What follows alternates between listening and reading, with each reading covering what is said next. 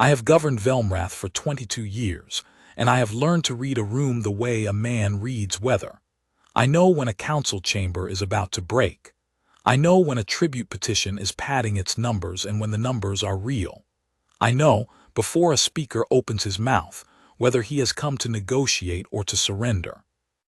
What I did not know, what I had apparently forgotten how to defend against, was what happened when Thessaly of the Orvan border district walked through the far door of my hall on a Thursday morning in late harvest season, 17 years after I last saw her face, and the room corrected itself.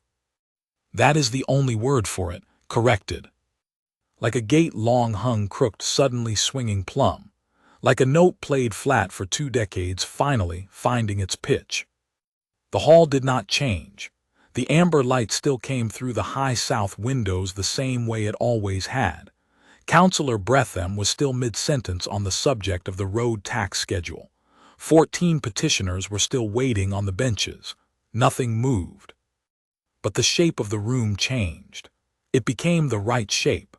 And I understood in the space of one breath that it had been the wrong shape since the autumn I was 22 years old, and I had simply learned to live inside it. My wolf, who had been quiet for so long I had stopped checking on him, the way you stop checking on a room you have sealed, opened his eyes. I did not look up from the document in my hands. I had 17 years of practice at not looking. "Continue," I said to Bretham. He continued. I did not hear a word.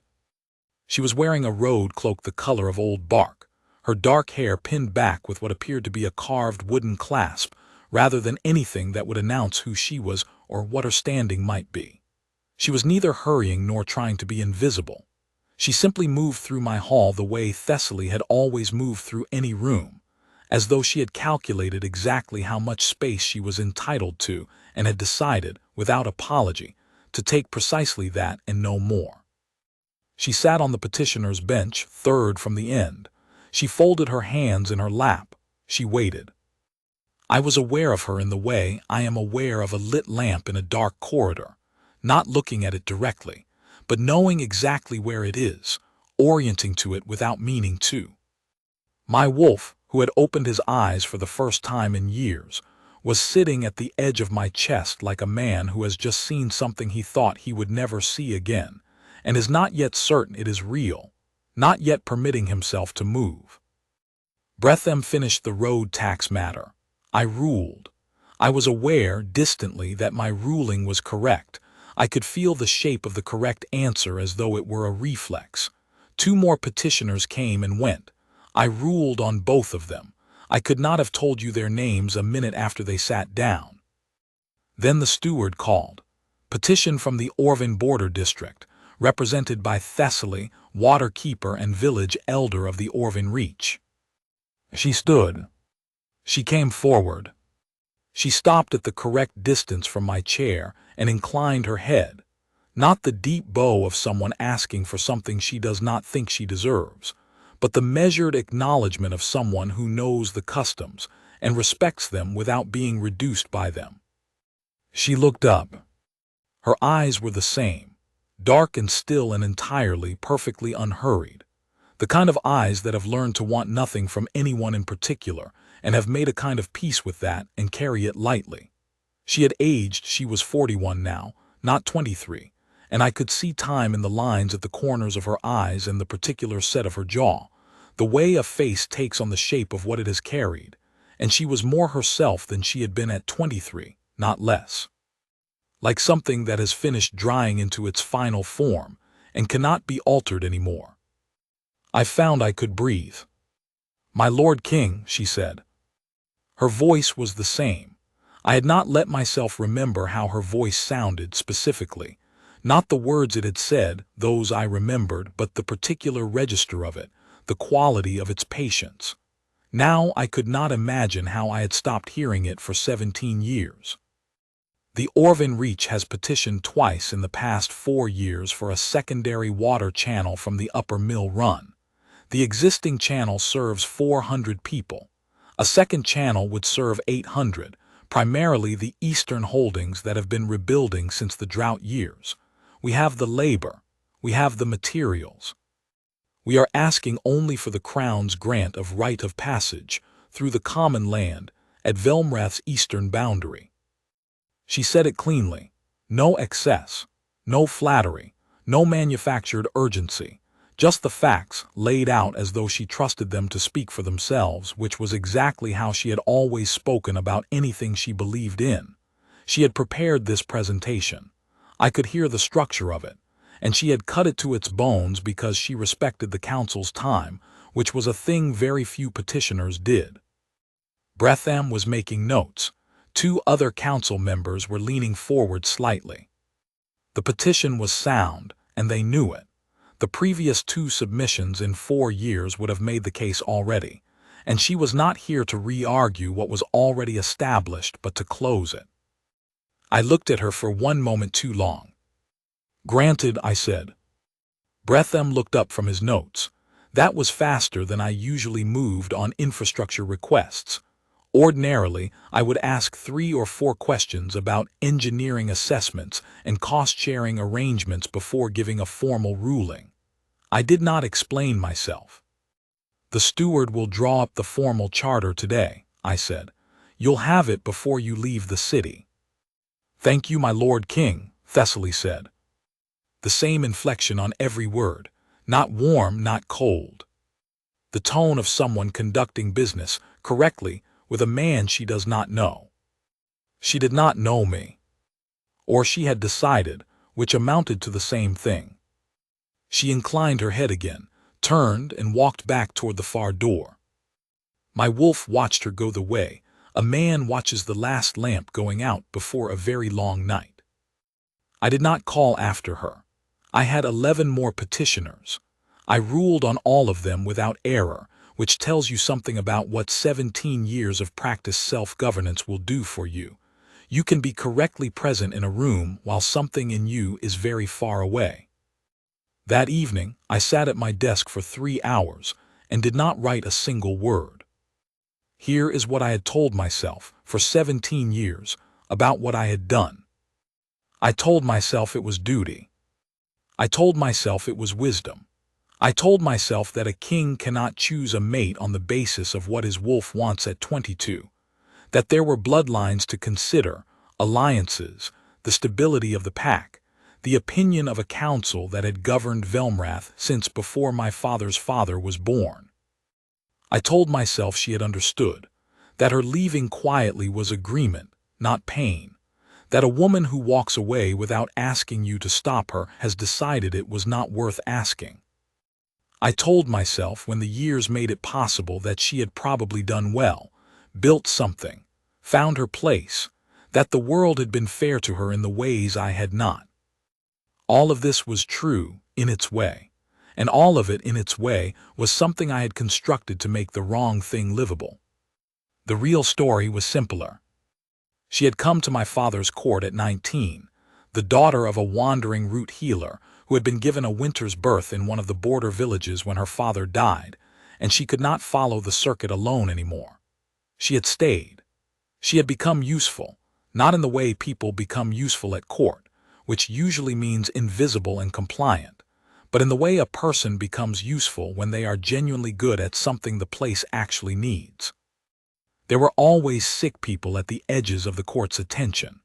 There were always the people who didn't have a physician of their own, the stable workers, the laundresses, the children of the minor officials who couldn't afford to call the court physician for something ordinary. She had seen that gap on her first week and had simply moved into it. She had a quality that the court did not have a word for, a kind of absolute competence that did not need approval, a gentleness that had nothing to do with weakness, a humor so dry and so patient that you had to pay attention to catch it. And when you did, you felt briefly that you were the only person in the room worth paying attention to. My wolf fixed on her at 22, in the middle of an ordinary afternoon in the lower courtyard, when she was arguing with the head groom about whether the gray mare with the bad foreleg needed rest or just different work. And she won the argument not by raising her voice, but by being so specifically right that the groom had nothing left to say. He stood there for a moment with the look of a man who has been correctly informed and is deciding whether to be irritated about it. And Thessaly patted his arm once and said something too quiet for me to hear, and the groom actually laughed. I knew what it meant. I had known what the bond meant since I was old enough to be taught it. The recognition, the quality of sudden certainty, the wolf's absolute stillness that is not inattention but its opposite. I had known it could happen at any age, at any moment, with anyone, regardless of rank or bloodline or what a council preferred. And I waited 3 months, telling myself I was waiting for the right moment, while actually waiting for someone to tell me it was all right, and no one did, because the council had their own candidates ready, and a wandering healer's orphaned daughter was not among them. There was a dinner in the 2nd month, a formal occasion, a visiting alliance family from the northern holds, the kind of dinner at which certain things are silently measured and assessed. The council's preferred candidate, the eldest daughter of the northern family, was seated beside me. She was accomplished and pleasant and completely wrong, in the way that a correctly made shoe for someone else's foot is correctly made and simply wrong. I spent the dinner being appropriate. Thessaly was not at the dinner. She had no reason to be. I was aware of this the way you are aware of a missing tooth with your tongue not constant, but returning. She asked me, the week after that dinner, directly, the way she did everything, whether I intended to speak to my counsel about what had happened between us. Not what had happened in any outward sense.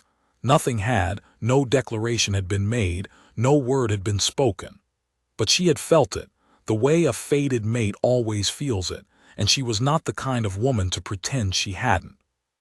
We were in the physic garden where she kept her supplies, and she was sorting dried bundles of something I didn't know the name of, and she said it without putting down the herbs, without particular drama, the way she would say anything that needed saying. I said, I need more time. She looked at me for a long moment, the herbs in her hands, the light through the garden wall.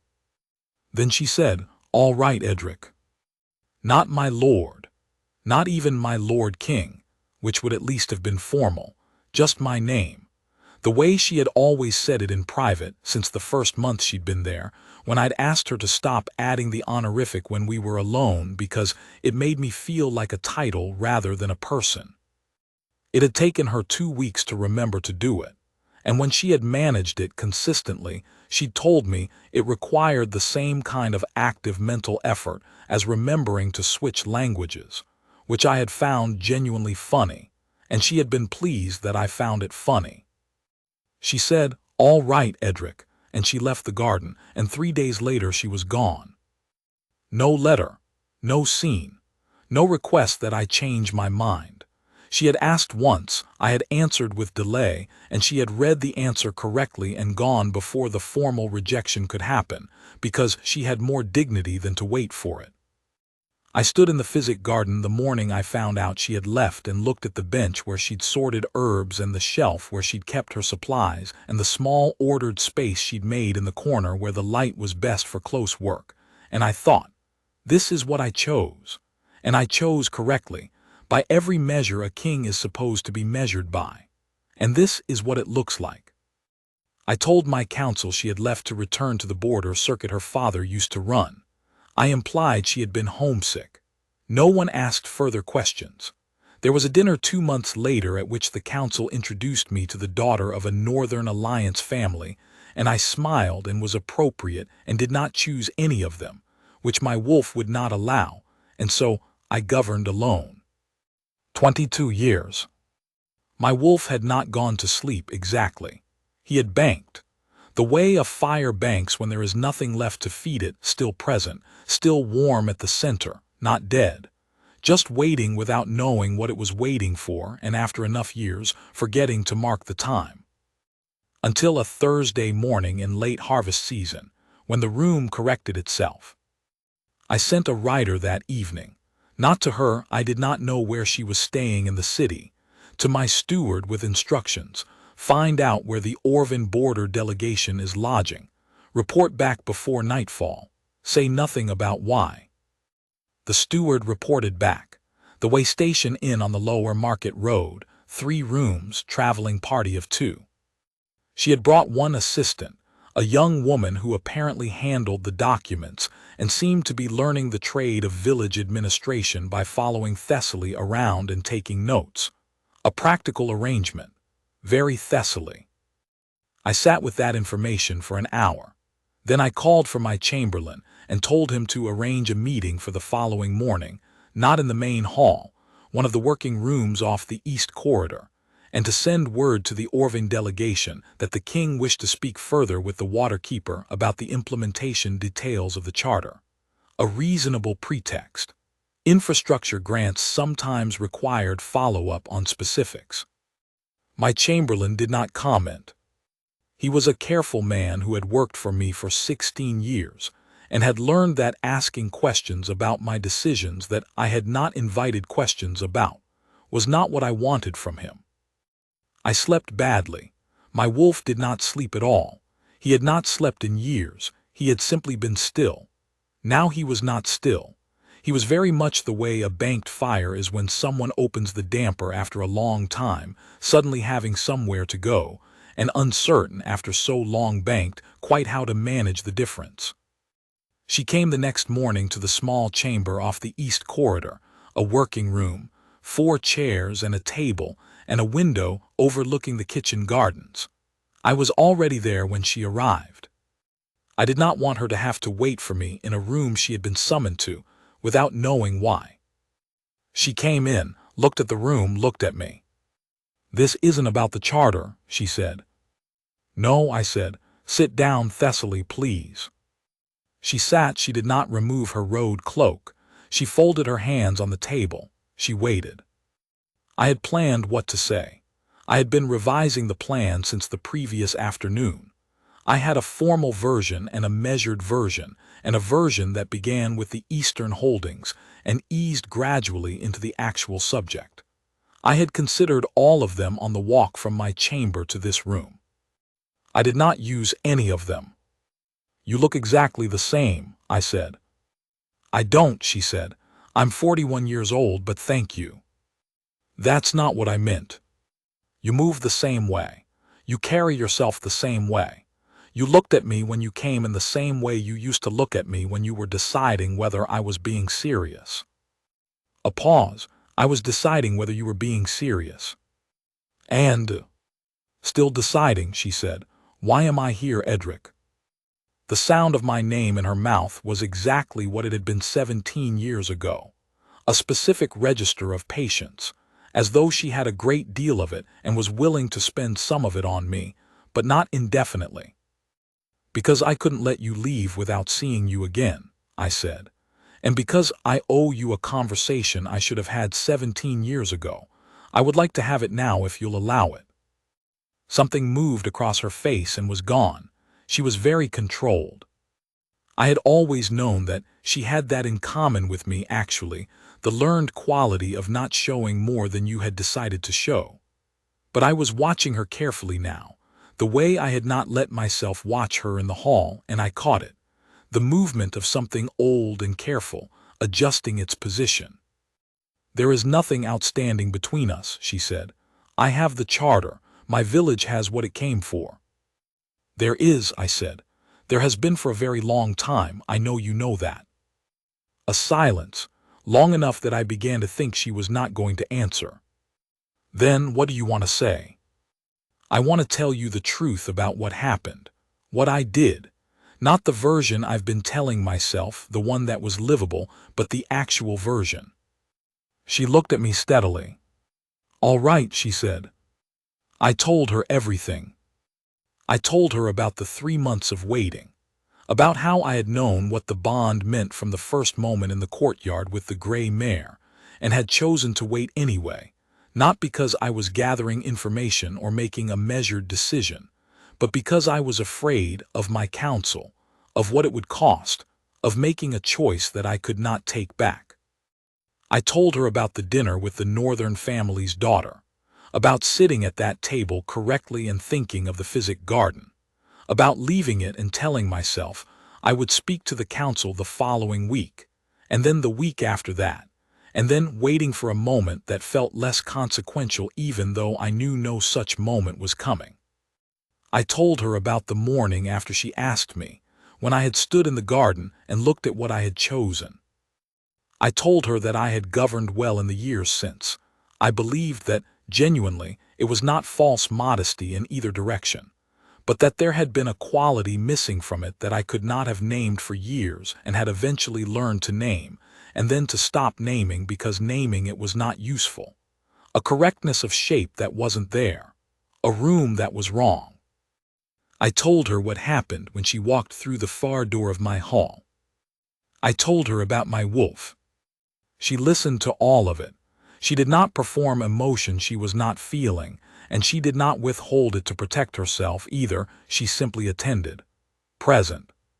The way she had always been present. The quality of attention that made you feel, when she gave it, that the thing you were saying was worth the saying. When I finished, she was quiet for a while. The kitchen garden outside the window had a pear tree in it, the last of its leaves, amber and red in the harvest light. I watched it while she thought. "You were 22, she said at last, not as an excuse, not as a dismissal, just as a fact she was including in the calculation. "Yes. I was 23, she said. I was also afraid. I asked you one question, and when you said you needed more time, I decided I wasn't going to ask again. I left before you could answer formally because I didn't want a formal answer." She paused. I told myself I was being dignified. Some of that was true, but some of it was also that I didn't want to hear you say it out loud. I looked at her. "I didn't leave because I had decided it was over," she said. "I left because waiting for a verdict you already knew and wouldn't give me was something I couldn't keep doing. That's different." "I know," I said. "I knew at the time, I've known it since." Another silence. In it, I could hear the kitchen garden, wind in the pear tree, the distant sound of the morning work starting in the outer court. "What do you want, Edric?" she asked. The same directness as always. Not unkind, not cold, just precise. She had asked the head groom about the gray mare with that same quality of attention. I am asking because I want the actual answer, not the polished one. "I want you to stay in Velmrath," I said. "I want to show you what I should have shown you 17 years ago, that I choose you. Not only because my wolf insists, though he does, but because I know what I had and what it cost me to let it go, and I am not 22 anymore, and I am done choosing what is easy over what is real." She looked at me for a long moment. "That is a large thing to ask," she said. "I know. I have a life," she said, "on the Orvan border, a water channel I am about to build, 800 people who have depended on me for a long time, a village that I chose and that chose me back. I know, I'm not asking you to give any of it up. I'm asking you to let me come to it with you, if that's what it takes, and prove to you, over whatever time you decide you need, that what I'm choosing now is different from what I chose then." She was quiet. The pear tree moved. "You have 17 years to account for, Edric of Velmrath," she said. Without the title, my name and then the kingdom, spoken the way she had always spoken in private, as though the kingdom were simply where I was from, not what I was. "I know," I said. "That is a long accounting." "I'm aware." "I'm not in any hurry," she said, very still. Something in her eyes that was not quite what I would call yielding, because she was not the yielding kind, but something that had been held at a careful distance for a long time and had, with a great deal of deliberateness, been allowed to step slightly closer. "I have been not in any hurry for 17 years. I can continue not being in any hurry." I understood what she was saying. She was not saying no. She was saying, yes, but on my terms, at my pace, with full accounting for the time. And she was saying it the only way she knew how to say anything, by stating the exact truth and letting you decide what to do with it. "I'll ride with you to Orvan," I said, "when you're ready to go, if you'll allow it." She looked at me for a long moment. "You'd leave Velmrath," she said. Not a question, exactly. the sound of someone revising an assumption they had held for 17 years. Bretham can manage for 2 weeks. He manages most of it anyway. Something happened at the corner of her mouth. Not quite a smile, but something in the vicinity of one, which for Thessaly at this moment was the equivalent of anyone else breaking into laughter. "All right," she said.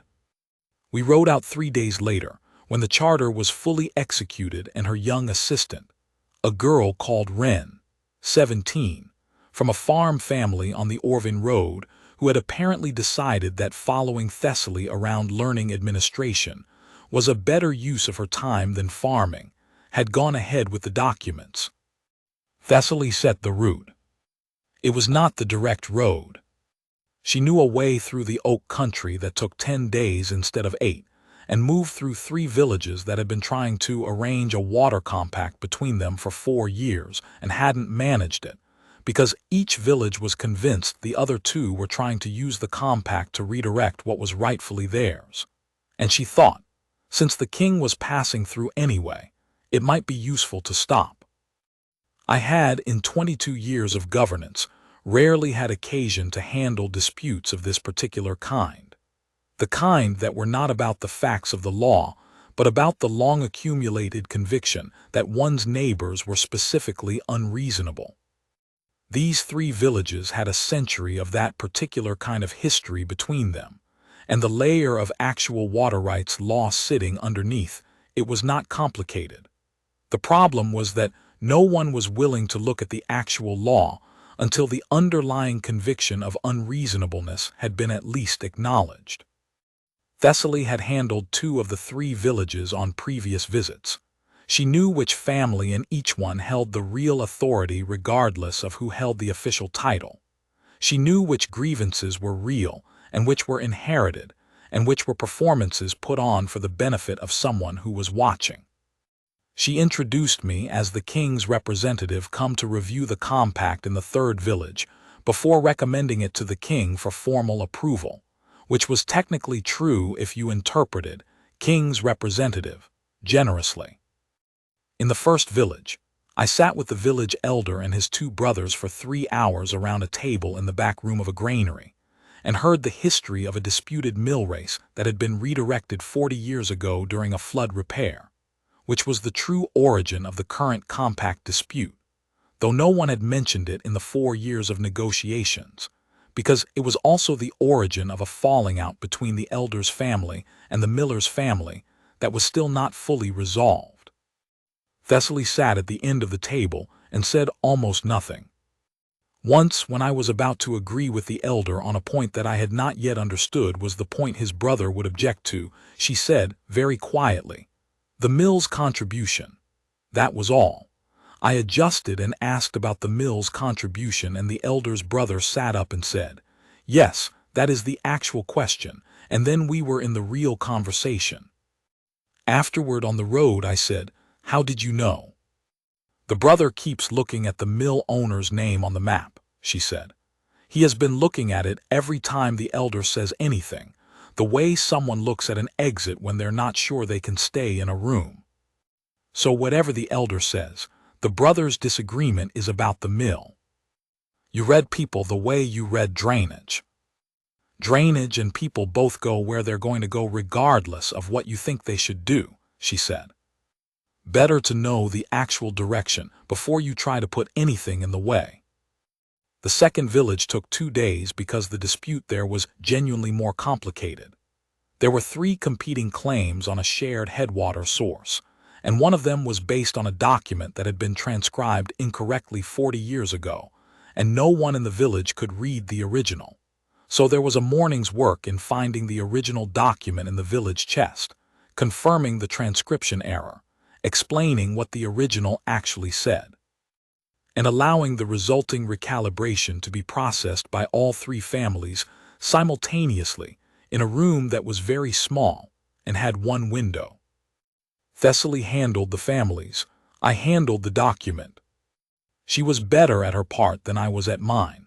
The document work was straightforward, but the families required the kind of attention she gave things, which was to say complete attention, the kind that made each person feel that their particular version of the truth had been fully received before it was assessed. By the end of the second day in the second village, the three families had agreed on a compact arrangement that was almost identical to one that had been proposed and rejected twice in the previous 4 years. But they agreed to it now because they had been heard first. "Will it hold?" I asked her that evening. We were eating in the village elder's kitchen, which he had offered us, being a man who believed that feeding guests was a form of argument. "Probably," she said. "For 5 or 6 years. Then something will change, a wet summer, a family marriage that crosses the boundaries, someone's son deciding he wants a bigger share and they'll need to revisit it. But that's all right. Most agreements don't hold forever. They hold long enough to let things settle, and then you make a new one." "That's a practical view." "It's a practical thing," she said. "People are not water. Water goes where gravity takes it. People have opinions. You can't engineer them into a permanent arrangement. You can just make a good arrangement for now and plan to come back." "Do you always plan to come back?" She looked at me across the elder's kitchen table, with a bowl of soup in her hands and the fire at the end of the room, and the very specific quality of amber lamplight that this part of the oak country had in the harvest evenings. "Yes," she said, "I always plan to come back." I did not say anything, but she watched me hear it, which is different from just hearing a thing. The third village was the smallest and the most suspicious, which was a combination I had learned in those first 2 villages to treat carefully. They had sent no representative to any of the previous 4 years of compact negotiations, which had been interpreted by the other 2 villages as evidence of bad faith, and was actually evidence of a long internal dispute about whether any compact that benefited the other 2 villages could possibly also benefit them, given the history. The history, in this case, involved a flooded harvest season 31 years ago in which aid from the nearest large holding had reached the first and second villages, and had reached the third village 3 days late because of a road washout. And the third village still believed, at some foundational level, that the delay had not been accidental. Thessaly had not visited this village before. She handled it by arriving at the wrong time. Not by accident, she had asked the messenger we sent ahead to tell the village elder we would arrive at midday, and then we arrived at the morning meal. Not dramatically. We did not interrupt anything. But arriving when expected lets people have their public face ready and their real one put away, and arriving at breakfast when everything is less arranged gives you a different kind of room. The village elder was a woman in her 60s, a type I recognized from the bench in my hall, the kind of person who has been managing things for so long that her management is almost invisible, invisible even to herself. She just does what needs doing and is always slightly surprised when anyone notices. She saw Thessaly first, assessed her without appearing to, and then saw me reassessed and said, "I'll need more bread." It was meant to be dismissive slightly. It was not quite that. It was a test. Thessaly said, "We ate on the road, don't trouble yourself." The woman looked at her. "Waterkeeper Orvin Reach," Thessaly said. "I know who you are," the woman said. "I know your father's circuit, he stopped here twice." A pause. "He was honest about drainage." "He was honest about most things," Thessaly said. "Sit down then," the woman said, and that was that. I was not given a title or a role to play in this room. Thessaly had not introduced me. I sat where I was told and ate the bread that arrived anyway, and listened to a conversation about drainage and the third village's relationship with its headwater source that moved from practical to historical to personal in the way that conversations do when 2 people who both know what they're actually talking about finally get to talk about it. The compact was not discussed, by name, for 3 hours. By the end of those 3 hours it had been entirely resolved. On the road afterward I said, "You didn't introduce me." "If I'd introduced you, she would have felt she was being handled," Thessaly said.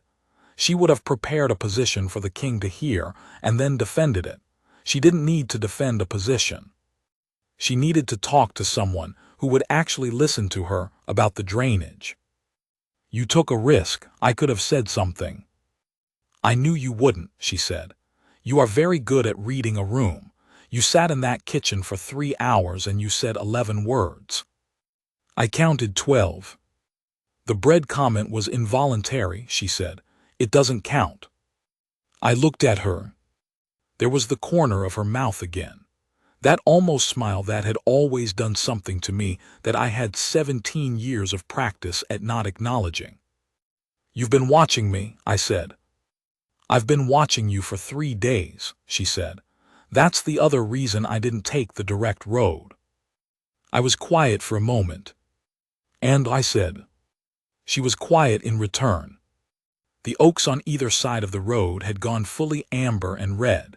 The light in the late afternoon was the particular gold of the harvest season at this latitude, warm and long and edged already with the knowledge of the cold that was coming.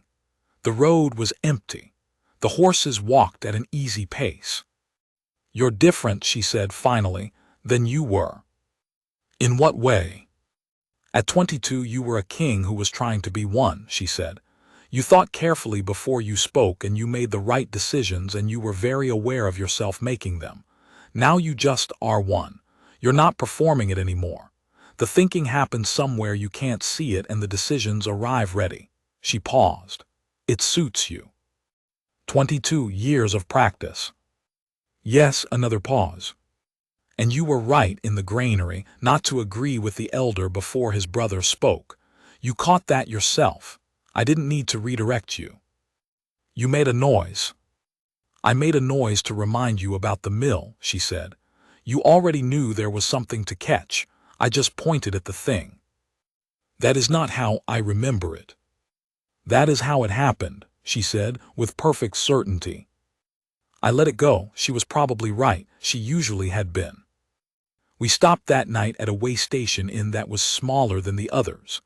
A single main room, 4 tables, a fire at the far end that had been going long enough to have properly warmed the stone around it. The innkeeper knew Thessaly. She knew a great many people on this road, which made sense given how long she had been traveling it. He brought her cider and a meat pie without being asked, gave me a look of assessment that was much less reverent than the looks I received in my hall, decided I was probably not dangerous, and went back to his fire. After dinner, the meat pie was very good. The innkeeper had opinions about pastry that I found I agreed with. We sat at the low window. The oak trees outside were just visible in the last of the light, their branches beginning to strip down for the winter. Inside was warm and quiet. There were 2 other travelers at a far table, speaking too low to hear. She told me about the last 17 years.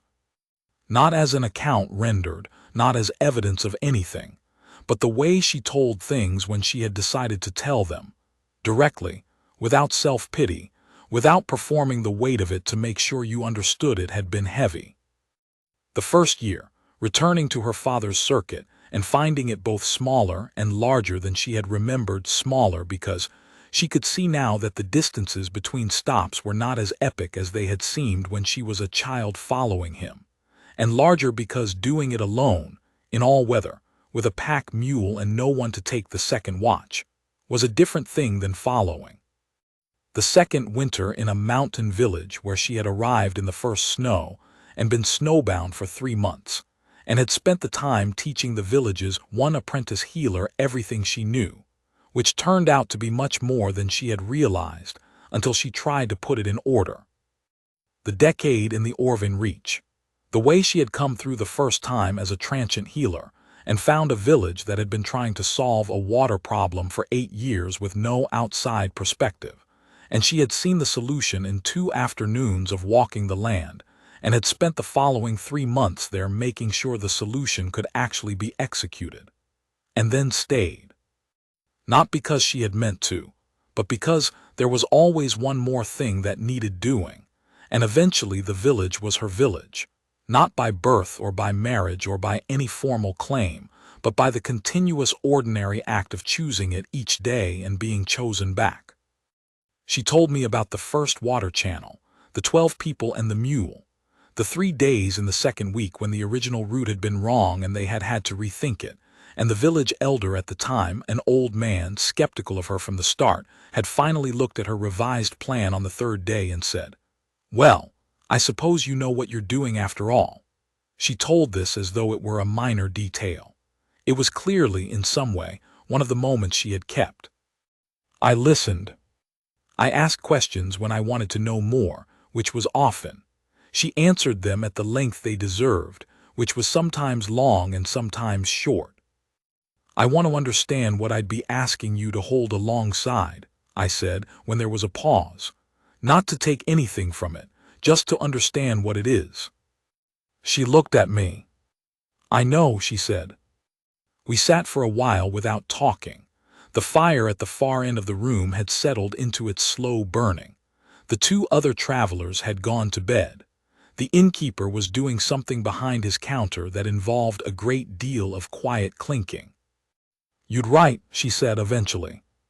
"Yes." "And ride through in 2 weeks."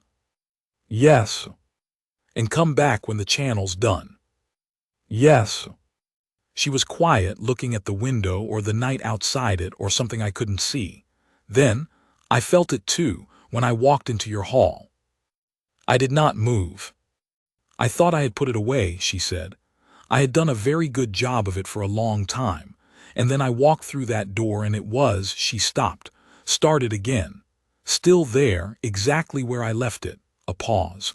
"It wasn't comfortable." "No. I gave your petition the same presentation I give any petition," she said. "I am a village elder and a water keeper, and I came to ask for a water channel. That was true. That was the whole truth I came with." "I know.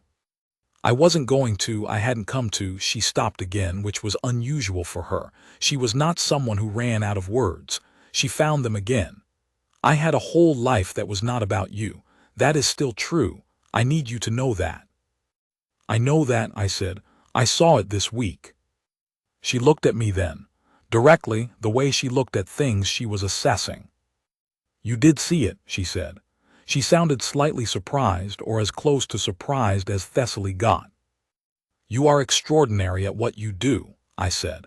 "And you've been doing it for 17 years without anyone to—" I stopped. "I'm not going to say, without anyone to appreciate it, because I don't imagine for a moment that the people in those villages haven't appreciated you." "They have," she said. "I meant without," I thought about how to say it, "without anyone who sees the full size of what you are, the 3rd village today. That was, you didn't tell me what you were going to do. You just knew what was needed, down to the detail of arriving at the wrong time. I have been governing a kingdom for 22 years, and I would not have thought of that." She looked at me. "I thought of it because I've done this for 17 years, she said. "You would have thought of something else." "Maybe," I said, "but it would have been less good." The corner of her mouth again. "You have 17 years to account for, Edric of Velmrath," she said. The inflection was different this time from when she had said it in the small chamber. Then it had been a statement of terms. Now it was something else, still accurate, still a real accounting that she intended to collect, but carrying something alongside the accuracy. Warmth, maybe. Very Thessaly warmth, which was not displayed warmth but warmth that was simply present, the way the heat of the inn fire was present. You did not need to be told the fire was warm. "I know," I said. "That's a long accounting." "I know. I'm not in a hurry," she said again, but she said it differently now. Less like a wall being built, and more like a door standing open that she intended to walk through slowly. Because she was a careful woman and slow was the right pace for this particular door. "Neither am I said. We arrived in Orvin on the 10th day. Wren was there before us. She had taken the direct road and arrived 2 days ahead, and had apparently used the time to get the charter registered with the regional authority and begin the preliminary surveying. Because when we rode in, She met us at the village edge with a rolled map under her arm and a look of contained satisfaction. "The northern boundary survey is done," she said. "And I told Maeve's family there was a water keeper coming back, and they should have the headwater access question ready to discuss." Thessaly looked at her. "Good," she said. "Is the headwater question actually ready to discuss, or did they just say it was?" "I think Maeve's uncle may need another week to finish objecting to the phrasing of the previous decision," Wren said, very seriously. "But the rest of the family is ready." "That's fine," Thessaly said. "His objections are usually right, just slow." She dismounted. I dismounted. A boy of about 10 appeared from somewhere and took the horses without being asked, apparently knowing from long practice that this was what was needed when Thessaly arrived.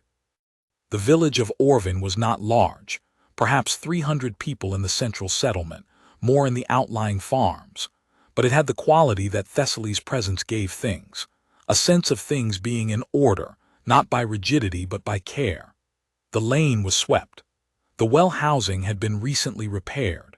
The buildings were not wealthy, but they were maintained, in the particular way of places where someone has made it their business to notice what is needed before it becomes urgent. She showed me the channel project on the second morning.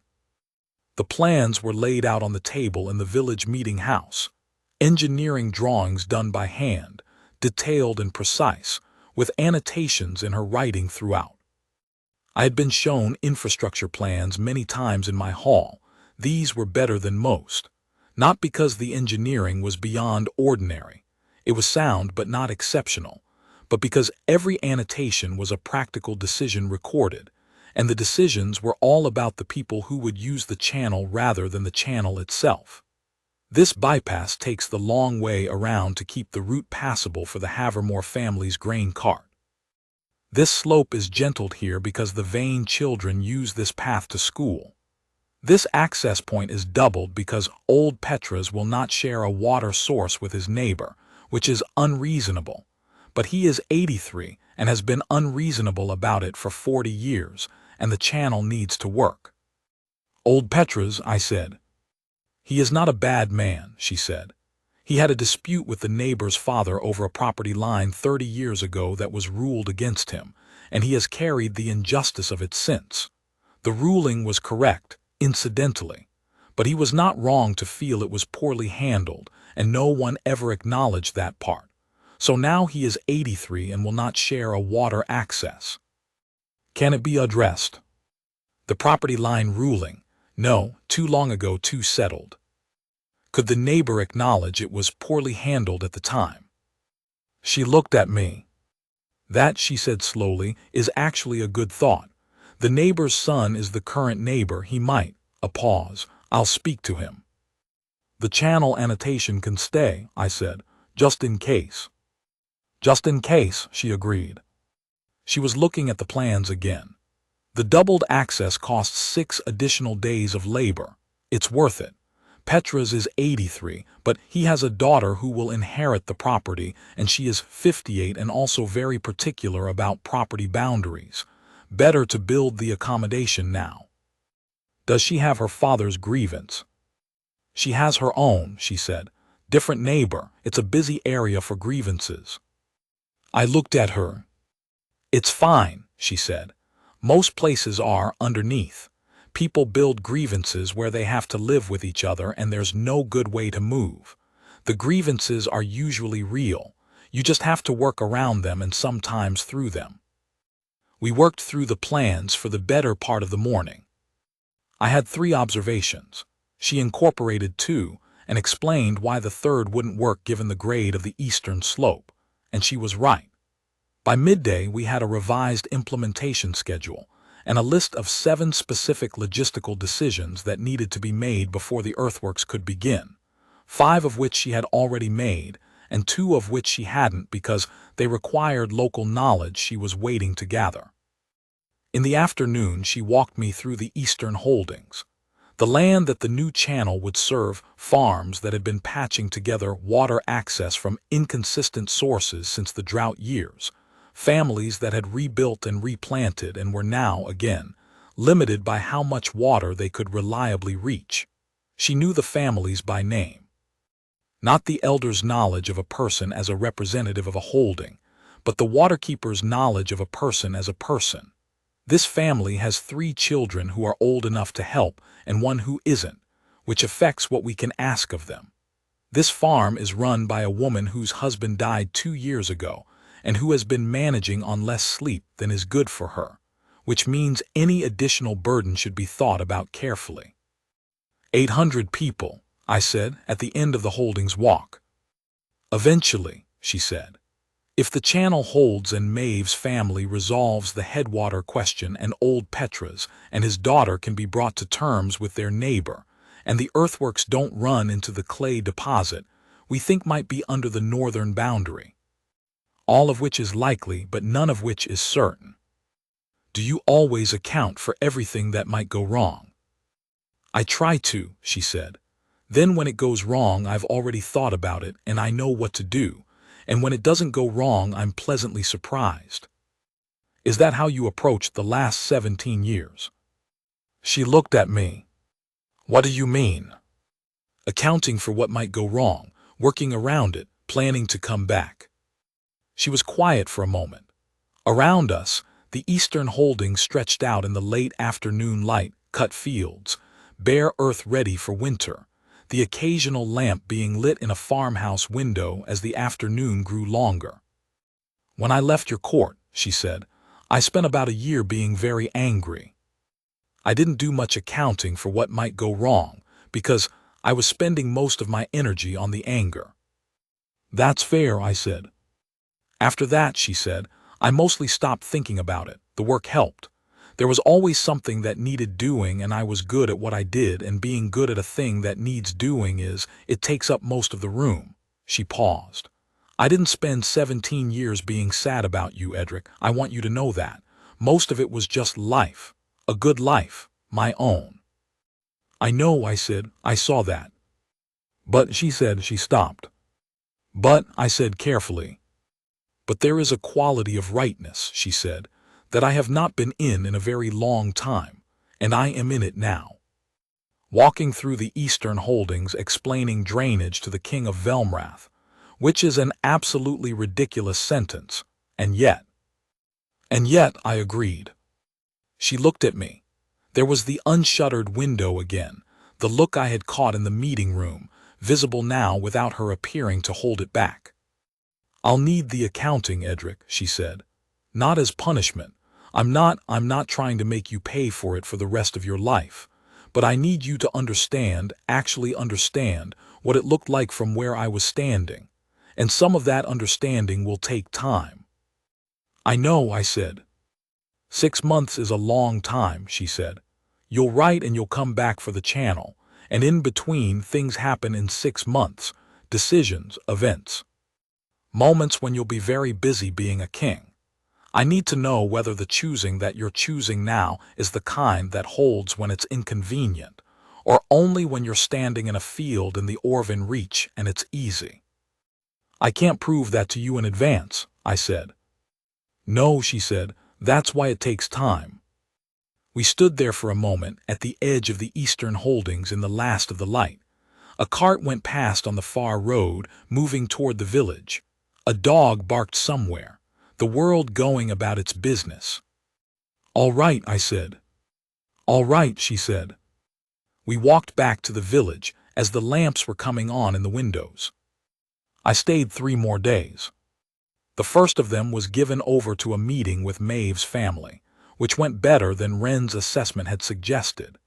Maeve's uncle had finished his objections to the previous decisions, phrasing overnight, and arrived at the morning meeting in a state of productive dissatisfaction, which is, I have found, the most useful state for resolving a long dispute. He had 3 objections. One was essentially symbolic, about how the previous agreement had been worded in a way that implied his family's claim was secondary when legally it was co-equal. One was practical, about the timing of seasonal access rights during the spring melt. One was, upon careful examination, about a fence. Thessaly handled the symbolic one. I handled the practical timing calculation, because that required the kind of water law knowledge that was not widely distributed, and I happened to have it from a much larger dispute in Velmrath's Central Valley 8 years ago. We dealt with the fence together, which is to say Thessaly identified that it was about the fence, and I managed to keep my face straight while doing it. By midday, the headwater question was resolved. Wren had copies of everything in her neat, fast hand before the meeting room had fully cleared. "She is very efficient," I said to Thessaly afterward. "She is extraordinary," Thessaly said, without any equivocation. "She will be better at this than I am in 10 years. I am trying to show her everything I know before she outgrows me." "Do you think she will?" "I think she has a quality of attention that I had to develop," she said. "She arrived with it. That's rarer. Like the gray mare's groom." She looked at me. "What about the groom?" "That was when my wolf fixed on you," I said. "Watching you win an argument without winning it." The groom laughed. She was quiet. "I didn't know you were there," she said. "I know.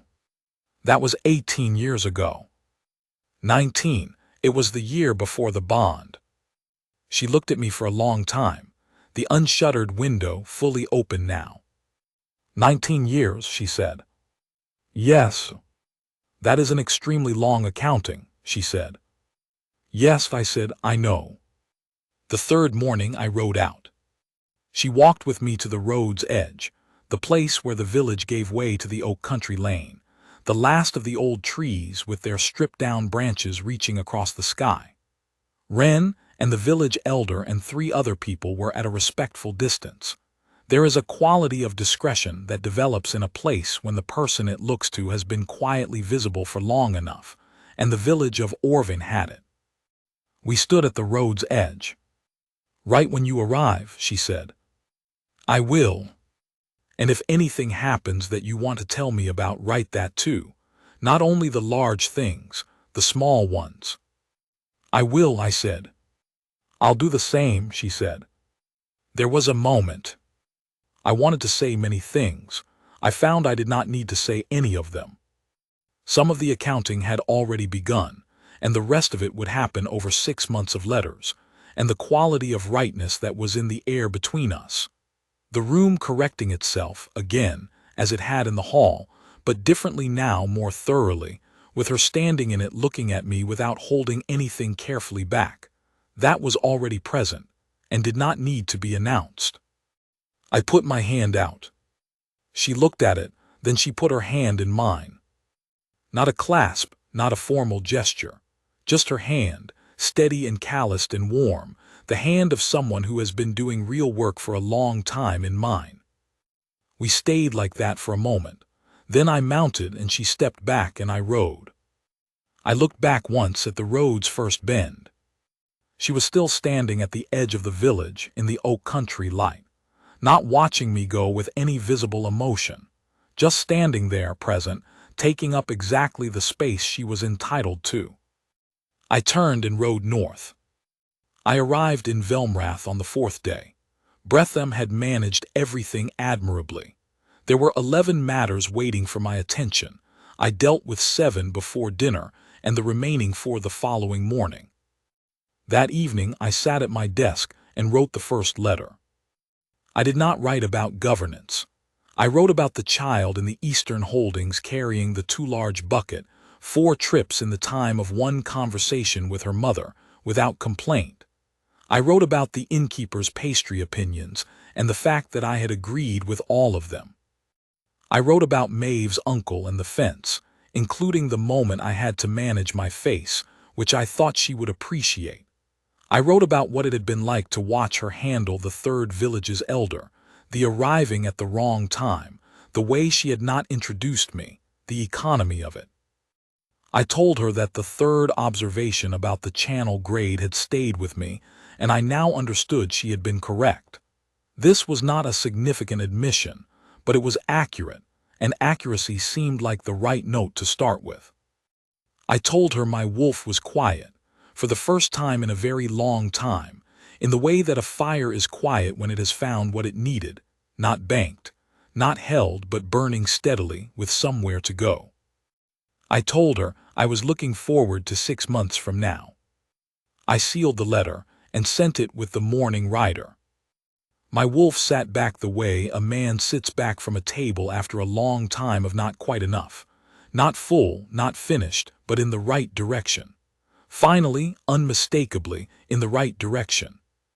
There is a word Thessaly used on the Oak Country Road, talking about drainage and disputes and the impossibility of engineering people into permanent arrangements. She said, "Some things can't be rushed into alignment. They have to be handled honestly until they find their own level." She had been talking about water. She was also talking about other things, the way she sometimes did, trusting you to hear both if you were paying attention. I had been paying attention. 17 years to account for, 6 months before the channel was done. A long time and enough time and the right time, not rushed, not forced, handled honestly, finding its own level. In the kitchen garden below my study window, the pear tree had finished dropping its leaves. The branches were bare against the harvest sky. In the spring they would come back, the way they always came back, and the garden would be the right shape again, the way it always was in spring. I was already thinking about what to say in the next letter. It turns out that is what hope feels like when you are not 22 anymore. Not urgent, not afraid, not performing the certainty you do not have. Just oriented, present, looking in the right direction. Knowing that this time, whatever it takes, you are not going to look away.